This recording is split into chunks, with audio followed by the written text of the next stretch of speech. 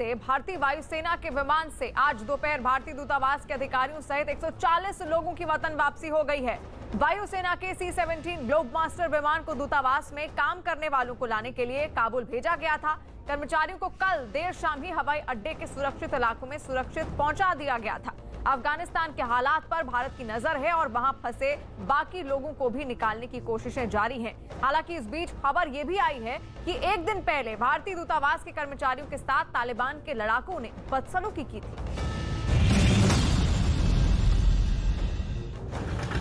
गुजरात के Jamnagar air force station पर दिख रहा ये भारतीय वायुसेना का वही C-17 ग्लोबमास्टर विमान है जो काबुल से भारतीय दूतावास में काम करने वाले सभी लोगों को लेकर लौटा है। काबुल से लौटे लोगों के स्वागत के लिए गुजरात सरकार में मंत्री धर्मेंद्र सिंह जडेजा और जामनगर की महापौर एयरफोर्स स्टेशन पर नजर आए। पहले से तय कार्यक्रम के मुताबिक काबुल से लौटे लोगों को जामनगर से गाजियाबाद के हिंडन एयरपोर्ट पर आना था, लेकिन उससे पहले लौटे लोगों को कुछ देर आराम करने के लिए ले जाने के लिए बस में बैठाया गया तो उनका उत्साह देखने लायक था। भारत माता की जय। बताया गया कि भारतीय दूतावास में काम करने वाले सभी लोग लौट आए हैं। इनके अलावा विमान में करीब 100 ITBP के जवान भी थे जो दूतावास की सुरक्षा में काबुल में तैनात किए गए थे। विमान में सवार होने के बाद सभी राहत की सांसें लेते दिखाई पड़े। सकुशल वतन वापसी के बाद अफगानिस्तान में भारतीय राजदूत रुद्रेंद्र टंडन ने वायुसेना का शुक्रिया अदा किया और खुशी जताई। As you know, the Islamic Republic of Afghanistan no longer exists, and the situation is quite fluid now. Afghanistan में जिस तरह हर पल हालात बदतर होते जा रहे हैं, लोगों में दहशत है। उसके बाद घर लौटने पर इनकी खुशी वाजिब है। अफगानिस्तान में बिगड़ते हालात को देखकर भारत ने अपने दूतावास को खाली करा लिया है और सभी कर्मचारियों को वापस बुला लिया है। बताया गया है कि ये कर्मचारी सभी जरूरी दस्तावेजों को लेकर वापस लौटे हैं। ये विमान सुबह करीब 7:45 पर काबुल से भारत के लिए निकला और ईरान होकर भारत लौटा। जामनगर में कुछ देर बिताने के बाद काबुल से लौटे लोगों को लेकर वायुसेना का विमान गाजियाबाद के हिंडन एयरपोर्ट पर उतरा, जहां उनके स्वागत के लिए परिवार के लोग के साथ कई अधिकारी भी मौजूद थे। इस दौरान कई लोग भावुक नजर आए। काबुल के हालात 15 अगस्त के दिन काफ़ी ख़राब हो गए थे। लड़ाई गलियों में आ गई थी और उसी बीच में हमने इवैक्यूएट एक पार्टी को किया था और ये दूसरा इवैक्यूएशन आज हमने किया है सफलतापूर्वक। तो हालात वहाँ ख़राब हैं, बट हमने अपने लोगों को सही सलामत सुरक्षित निकाला है। तालिबान के कब्जे के बाद हालात जिस तरह बदले, उससे भारतीय दूतावास भी अछूता नहीं रहा। बताया गया कि 15 अगस्त की रात जब काबुल में हालात बिगड़ने लगे तो तालिबान ने भारतीय दूतावास की निगरानी भी शुरू कर दी।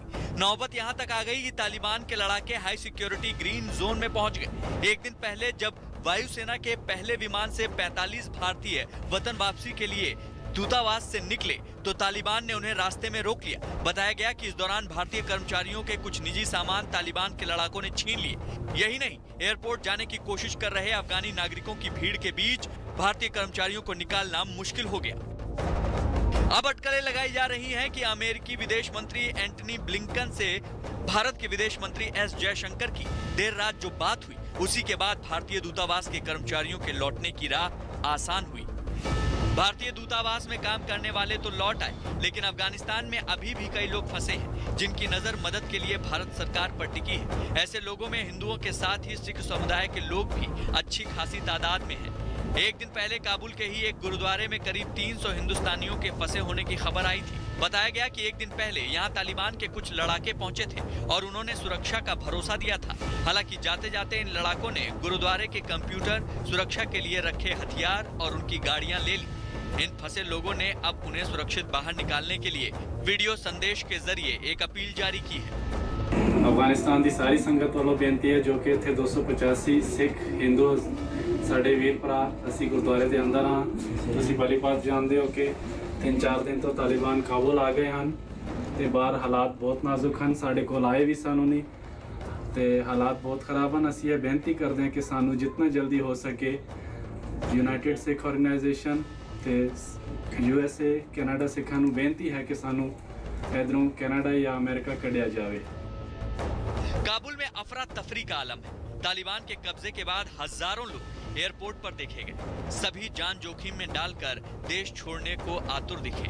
बदले हालात में तालिबान के आदेश के बाद काबुल एयरपोर्ट से सभी कमर्शियल फ्लाइट्स को उड़ान भरने से रोक दिया गया है। ऐसे में काबुल में रहने वाले भारतीय भी वहां फंस गए हैं। हालांकि इनकी संख्या कितनी है, इसके बारे में ठीक कुछ नहीं कहा जा सकता। Our Indian nationals do not register themselves, okay? Yes, sir.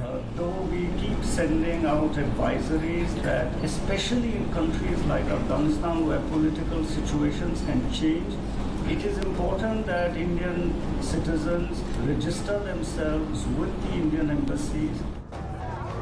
Afghanistan के हालात और वहां मौजूद भारत के लोगों की सुरक्षा को लेकर भारत सरकार भी चिंतित है। इसी मुद्दे पर भारत के राष्ट्रीय सुरक्षा सलाहकार अजीत डोभाल ने अमेरिका के NSA जेक सुलिवन से बातचीत की। इस बातचीत में डोभाल ने काबुल में मौजूद भारतीयों की सुरक्षा को लेकर चिंता जताई। इससे पहले भारत के विदेश मंत्री S जयशंकर ने भी अमेरिकी विदेश मंत्री से बातचीत की थी, जिसमें दोनों नेताओं ने काबुल एयरपोर्ट पर ऑपरेशन जल्द बहाल करने पर चर्चा की थी। पिछले शुक्रवार से ही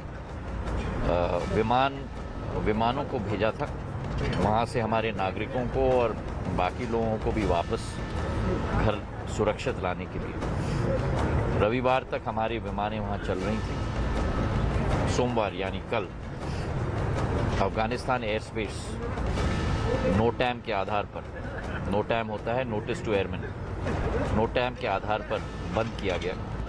इस बीच अफगानिस्तान में हालात को देखते हुए भारत ने वीजा के नियमों में बड़ा बदलाव किया है। भारत आने के लिए वीजा अर्जियों पर जल्द फैसला लेने के लिए इमरजेंसी और अन्य वीजा की नई कैटेगरी बनाई गई है। इस इमरजेंसी सेवा के तहत सभी अफगानी नागरिक वीजा के लिए अप्लाई कर सकते हैं। जो भी अफगानी नागरिक वीजा के लिए अप्लाई करेगा उसे वीजा देना है या नहीं, इसका फैसला भारतीय दूतावास करेगा। पहली बार ई वीजा 6 महीने के लिए दिया जाएगा। अभी तक अफगानी नागरिकों को ई वीजा नहीं दिया जाता था। चूंकि तालिबान की वापसी के बाद अफगानिस्तान में रहने वाले अल्पसंख्यक खुद को असुरक्षित महसूस कर रहे हैं, इसलिए बदले हालात में अफगानी नागरिकों को भी ई वीजा दिया जाएगा। अफगानिस्तान में तालिबान राज की वापसी के साथ ही उनका बर्बर चेहरा सामने आने लगा है। इससे वहां रहने वाले अल्पसंख्यकों में खौफ भर गया है। असल में 20 साल पहले तालिबान जिस तरह अत्याचार कर रहे थे, उसकी यादें अभी खत्म नहीं हुई हैं। यही वजह है कि अमन पसंद किसी भी सूरत में